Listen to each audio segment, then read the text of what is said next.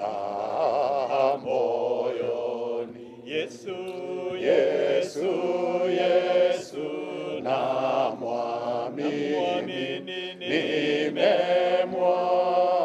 dhabiti. Yesu, Yesu yu thamani, ahadi zake kweli, kumtegemea Mwokozi kwangu tamu kabisa, kuamini damu yake nimeoshwa kamili. Yesu, Yesu, Yesu namwamini, nimemwona dhabiti. Yesu, Yesu, Yesu yu ahadi zake kweli. Nafurahi kwa sababu nimekutegemea,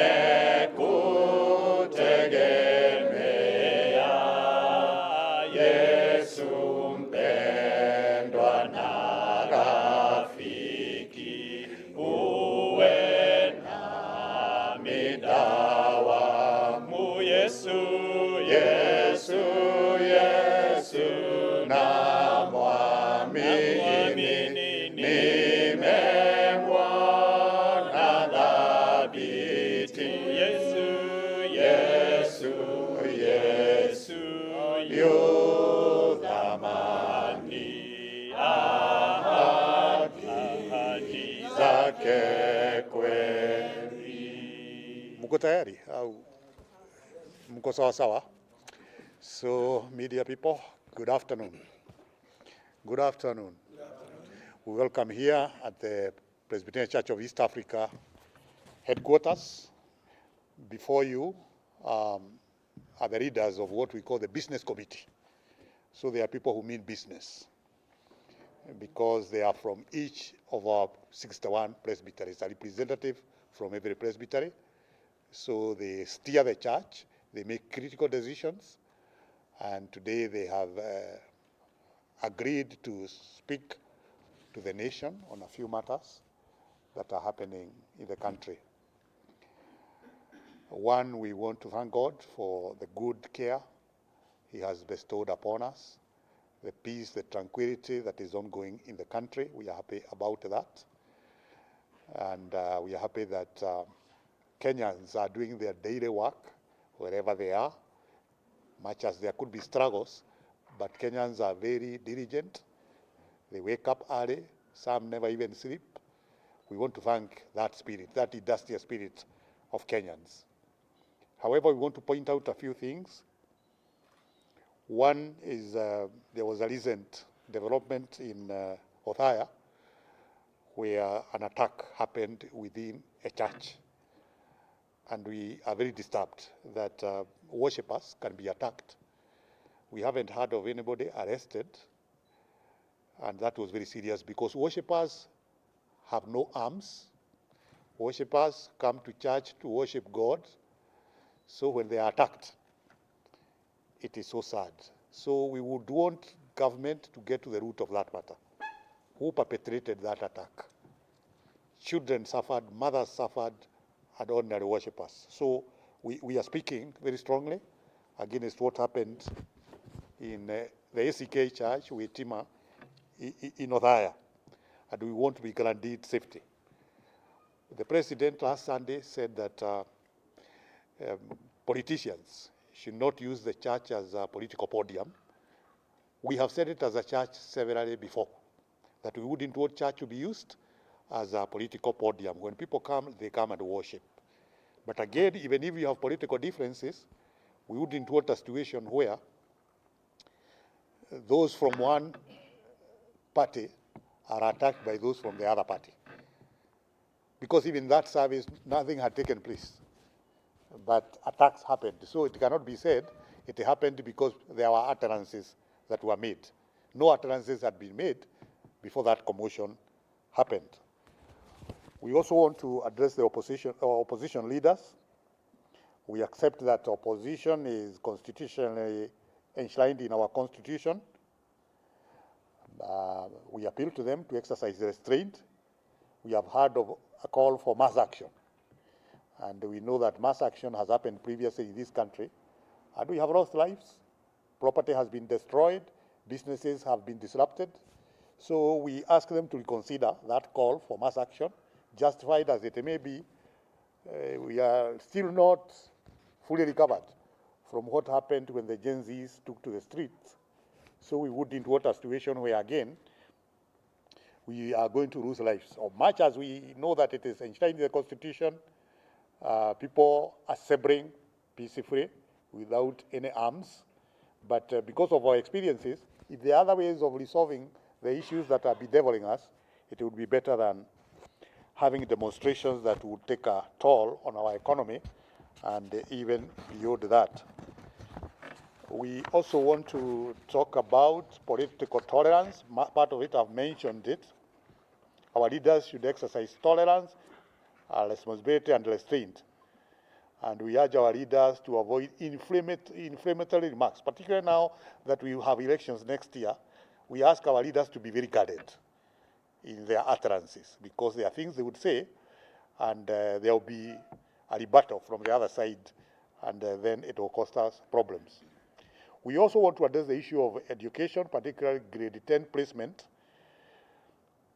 We know that that placement faced several challenges, but the biggest nightmare was about the actual reporting to schools, where many children were not able to report to schools. We saw classes that were empty because families were not able to raise school fees or even buy school uniform. We appreciate the president who said that children should go to school, whether they have uniform or not, they can use what they were using previously. That was a very good thing. But again, we know that there are schools that are very strict, that learners must be in uniform. And we know that there are children who have not, learners who have not reported to school yet. And we were told that capitation has already been limited to schools, yet we hear like there is inadequate resources in some of the schools. Why is it happening? If capitation was released in time, why are some schools complaining that they do not have enough resources to support education? We do not want this paralysis in our education system. Again, we know that the Ministry of Education may not have been fully prepared for the rollout of the grade 10 new curriculum. Urgent measures need to be put in place to avoid any confusion in the life of learners in our country. Then there is the challenge of student book ratio. Government should provide books, particularly in public schools. We are into 3 weeks since grade 10 was enrolled, and the ministry has not released adequate textbooks for learners and teachers, and this has made it extremely difficult to deliver quality education effectively. This situation must change. Failure to address these issues will result in wasted learning time. Then there is the health issues here. We appreciated that there was a change from NHIF to SHA, but then from what we have learned is that there's a challenge of hospitals being facilitated for the claims that they make. And this has put patients in a very uncomfortable situation, particularly those who have terminal ailments like cancer. They have to pay from their pockets because the SHA system is not working. So can this be addressed so that we do not have patients who are already unwell, even financially, expected to cater for their treatment? For sure, we know that the president, and we support him, has led us towards Singapore. And that's a great aspiration, we support it, but then we have to fix some of these things. Our journey to Singapore may be a bit challenging if we are not able to fix some of those things, like now medical care, education. So we urge the government to take immediate collective action to ensure at least the cancer patients are helped, are assisted, so that they do not suffer because of an unreliable health insurance system.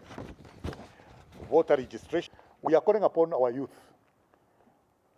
who are largely unregistered from our survey to turn out and register as voters. We know that the young people have been in forefront of asking for change. The only change that is constitutional is through the ballot. That can never happen if they are not registered as voters. So our people must, if you have young, ask them, exhort them to go and register as voters. And our churches will do that as much. Okay, then we noted that the IBC has now a resignation in terms of the CEO, Mr. Maljan, Hussein Maljan. And now that he resigned voluntarily, we have no issue with that. But we urge the IBC to exercise utmost caution, professionalism, and transparency in the process of identifying and appointing a suitable replacement. Now that Maljani has resigned and there is a vacancy, we wish that they would do it and do it so well, knowing how emotive elections are. Both sides are watching. So let it be almost acceptable across the board. The drought situation in the country,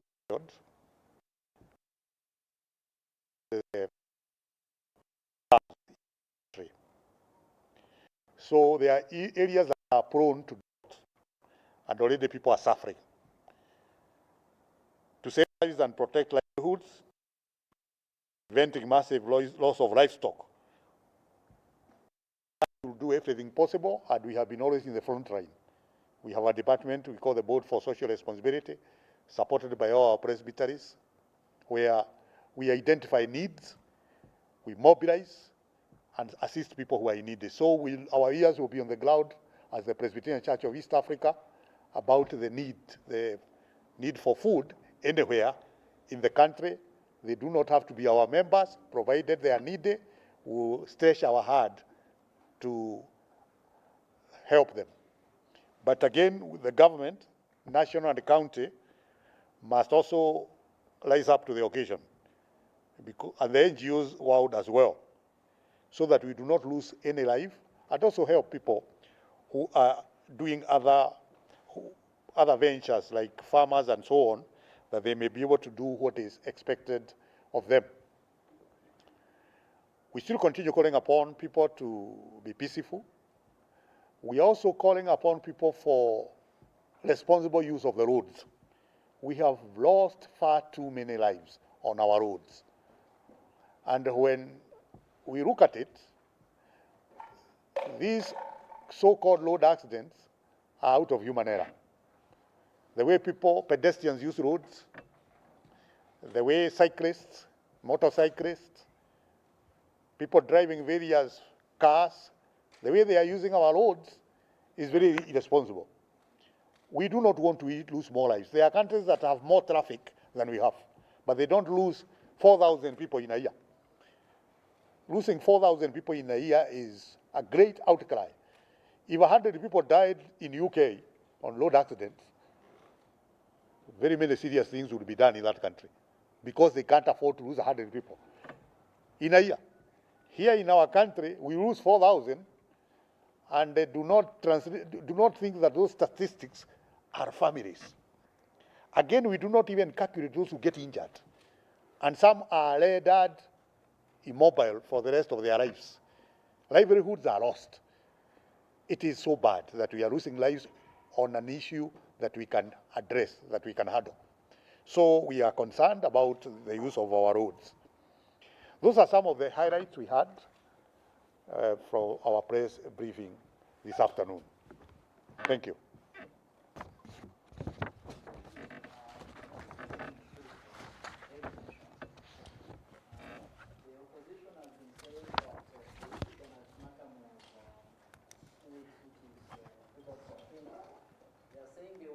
action taken against the police or the people who are involved in the church attack. And so far we haven't seen the agencies taking action against people who could have been involved in this attack. What would be the message to these agencies, the IG of police and all the other security agencies? Okay. My name is Vincent Afande for Radio Citizen. There have been concerns from the public, that is the religious leaders who are encouraging these political leaders to make political rhetorics in the pulpits. What's your stand as a church? Yes. Who else? Okay, looks like there's no other hand up. We started by saying we are also concerned that after that attack at ACK with Tima in Ohio, we haven't heard of any arrests. And it was done in broad daylight. That's a very grave matter because we saw the pain, particularly of children who were tear gassed. We saw injuries. We saw destruction of property. We cannot sweep that under the carpet. So as the opposition is saying, and every responsible Kenyan is saying, the cabinet secretary involved and his PS, the IG and the entire system, they must show us some results. They must demonstrate that they are on top of things because they have disowned whoever did it, and we have no reason to doubt them. Questions are being raised, how did they get tear gas? Let's not go into that. People can be wrong, even when they are police officers. But now to show seriousness that they are committed, they must arrest those who have done that. And we want to hear people being taken to court. This is a country of the rule of law, and prosecuted. That will pacify everyone. Those who are attacked will feel they are safe. But now when that has not happened, we don't know which other place may be attacked by similar people. We have had accusations of politicians saying it was so and so who did it. We don't want to take that until investigations are done and a conclusion on the matter is done. So therefore we urge government, the agencies concerned, do your part. Don't get delayed anymore. There is that issue that has been raised as a church. We have encouraged politicians into our space, and we have said, as the Presbyterian Church of East Africa, we do not allow politicking in the church. Yes, we have members who are in the political class. They attend our services. The much we do is allow them to maybe wave at the congregation. And even if they were to greet the congregation, if that would be allowed, we expect them not to speak ill of the other political side and say things that are substantiated in the pulpit. And that's why sometimes we say we will not allow them, because much as we tell them don't politic, their DNA is that they still feel like they want to say a few things about the other side. So as a church, we have said severally that our clergy down there, our elders down there, don't encourage, don't allow politicking in the church. We know mistakes have happened, but we have tried to walk that straight and narrow path of not allowing the political class to use the church as the place where they want to politic. Because the church is nonpartisan, we do not support any political side. Individually, I may support so and so, but as a leader of the church and using the sanctuary, we do not support any politician whatsoever. What we stand for is fairness. What we stand for is delivery of services. And even speaking against what may be wrong, even if it is done by the opposition, we'll speak against it. Of course, government receives more bashing because it is the one to deliver. However, we will not hesitate to even tell those in the opposition, like you have heard us say, don't go a certain direction. Done. Good.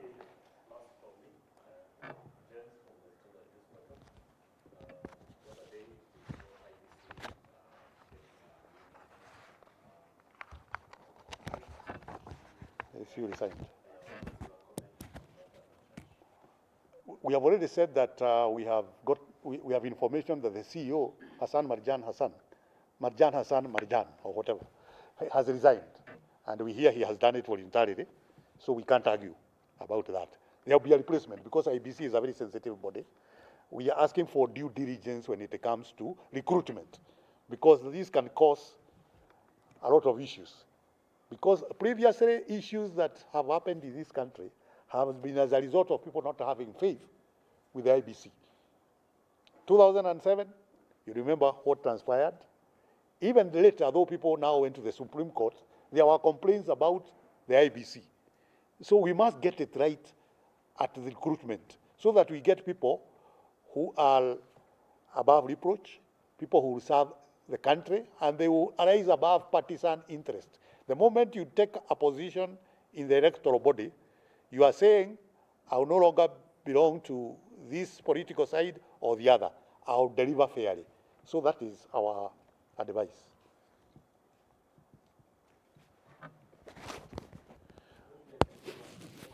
Sorry?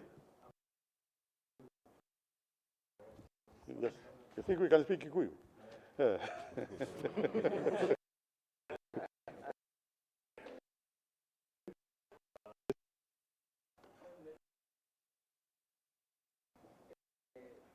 United opposition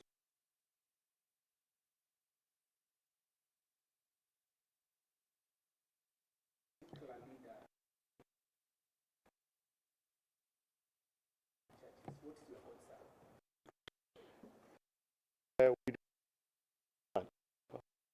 Just saying every leader has a right to engage Kenyans. Every leader has a right to engage Kenyans. Whether it's the former deputy president, he has a right to engage Kenyans.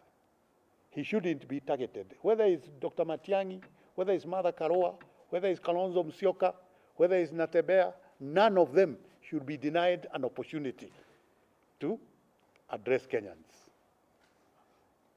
We want everybody to be given space. Those who may have more to say, fair enough.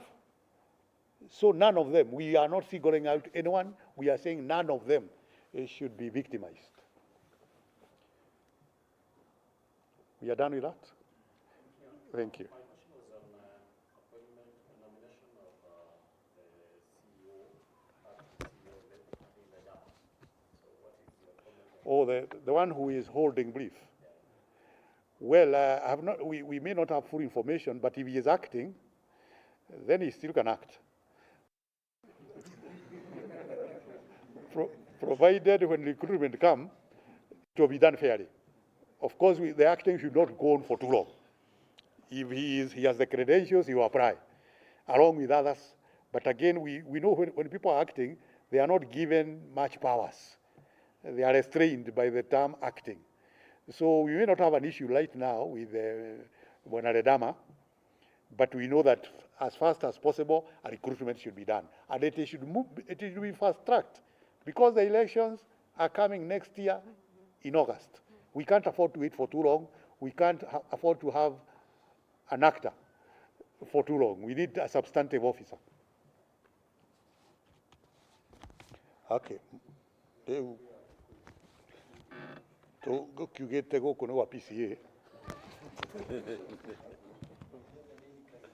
Sorry? Niko iguo. Koguo goko gwa Pcea munyititwo geni na atongoria presbytery citu ciothe 61 na macenĩtie kanitha wothe wĩ gũkũ nĩ marũgamagĩrĩra kanitha nĩo matuaga matua. Koguo